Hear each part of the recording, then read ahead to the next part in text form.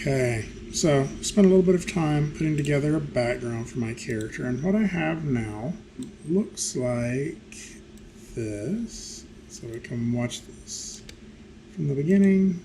There we go. There's one small thing, we can continue to do all the lighting effects that we did earlier, maybe put some shading on this character, have him cast a shadow. But there's one thing that I do definitely want to do, and just like while the character is walking, it's kind of hard to keep the legs distinguishable at times. And so just a really small thing I'm going to do just to distinguish those two legs without having to completely redo drawings is I'm just going to go to my left leg, which is the one that is furthest away, and I am going to add a node in here, and I'll just do a sort of a brightness and contrast. So pull that in, and I'm just going to wedge this in. Hold down Alt and wedge that in right here between those two, and just a little bit. I'm just going to make my brightness just a little darker on that back leg.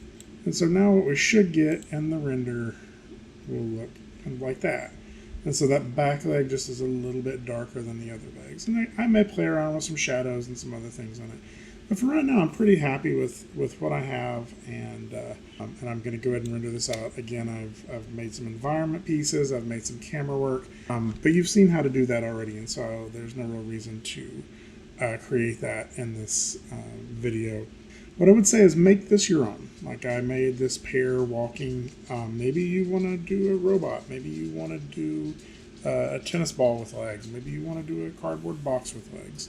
Turn this into something that you would like to see exist in the world. And I think that's the advice that I would give you just in general about animation. I wanted to see a walking pair, and what do you want to see? So spend some time making this your own, and making the animation and the final piece as strong as you possibly can.